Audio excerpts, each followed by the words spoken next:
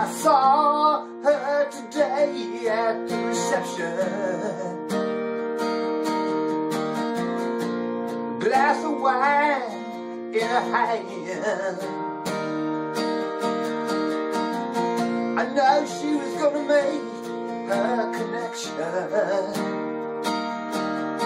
and her feet was a footloose man.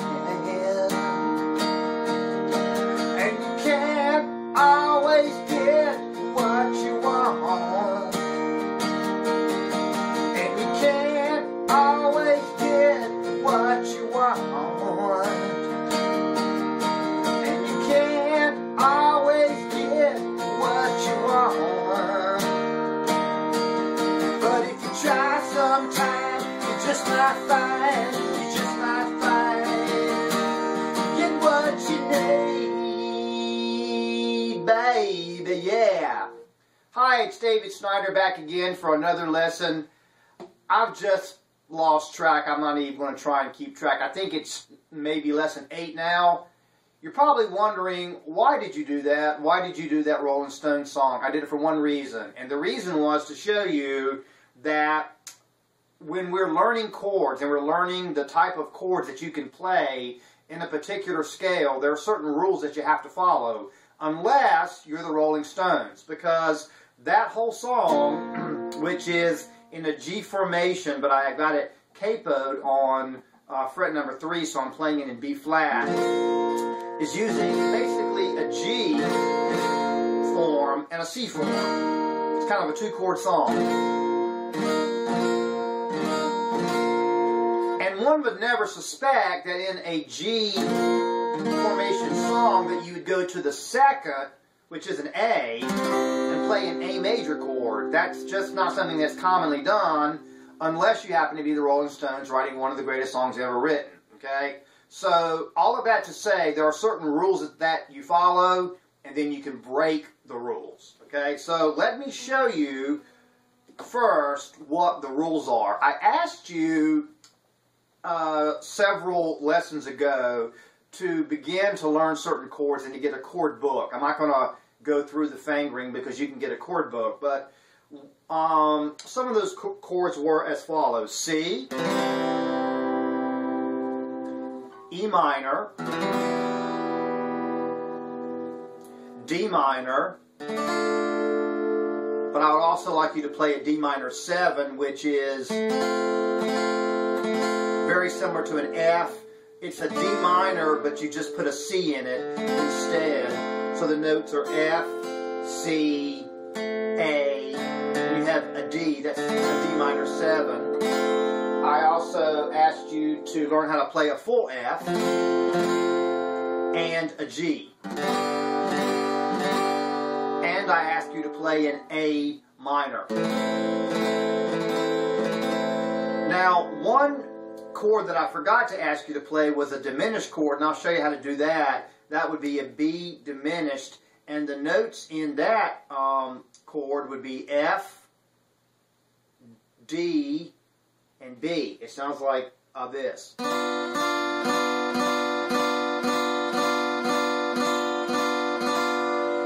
Why am I asking you to do this? Because I'm giving you a very easy way of understanding how to work with music theory and something that we call the circle of fifths. Now, the circle of fifths is quasi-complicated. We'll get to it later, the actual study and theory of the circle of fifths. But at this particular moment, I'm going to do it the easy way by just looking at the hand, okay?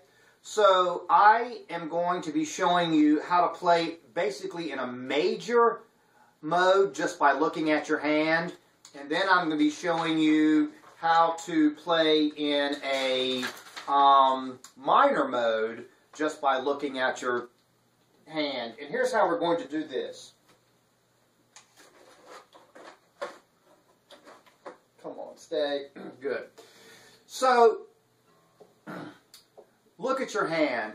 Pretend that this is the root. C, D, E, F, G. In any scale, you have a certain number of notes. C is your first, D is your second, E is your third, F is your fourth, G is your fifth, A is your sixth, B is your seventh, C goes back to your root, okay? Now obviously you can have notes in any scale, and I'm asking you to memorize these notes.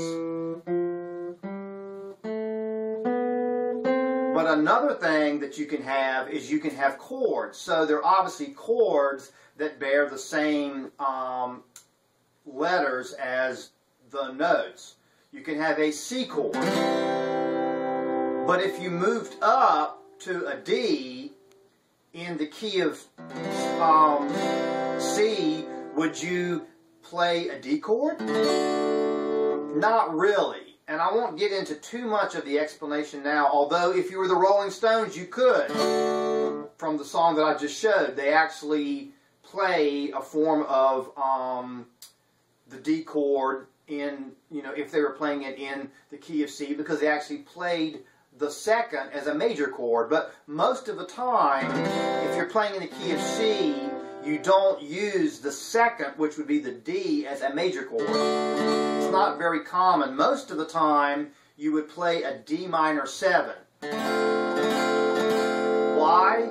Because the D minor 7 has a C in it, a C natural, which is also in the key of C. Now let's move along to the note E. If you were moving up, would you play an E chord in the key of C? Probably not most of the time, unless you're writing something really funky. Why? Because it's got a G sharp in it. It's a completely different key. So, you would probably play an E minor. Alright? Now what about the F? Well, yeah, you can play an F because it has a C natural in it. The F chord has a C natural in it, so it works. And then the G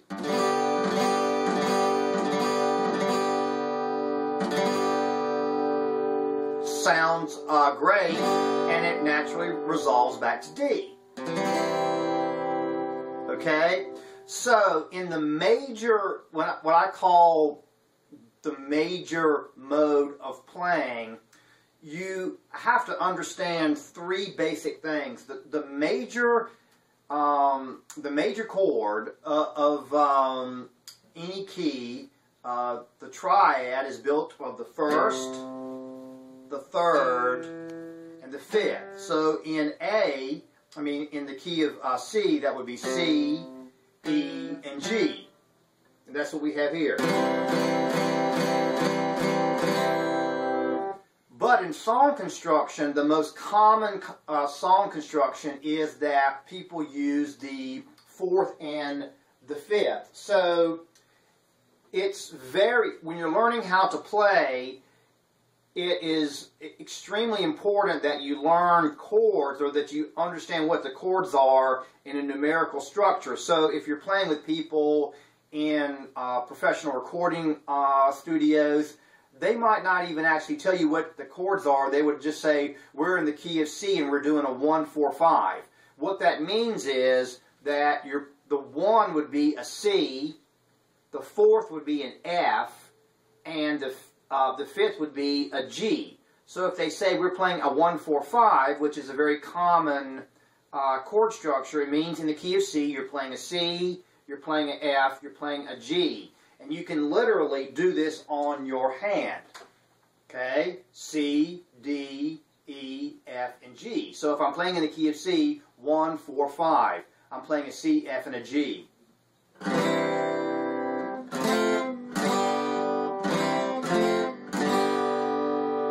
If I wanted to mix it up a little bit, I might throw an E minor in there.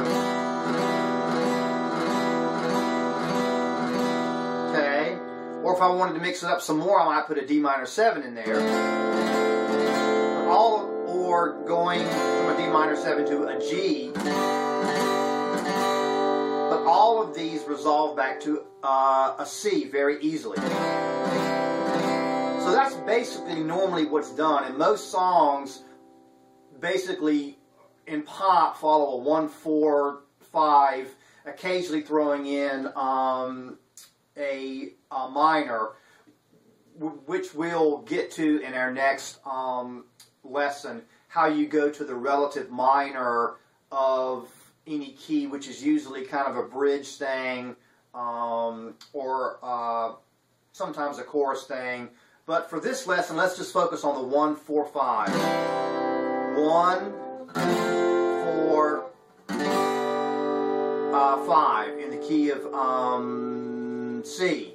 If we were in the key of D, obviously it would be D, E, F, G, A.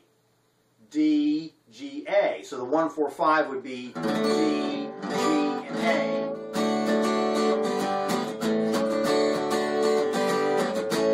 In the C, the 1-4-5, C, D, E, F, G, C, F, and G. And that's basically how it's done for most pop songs, unless you want to break the rules and you're the Rolling Stones and you want to go...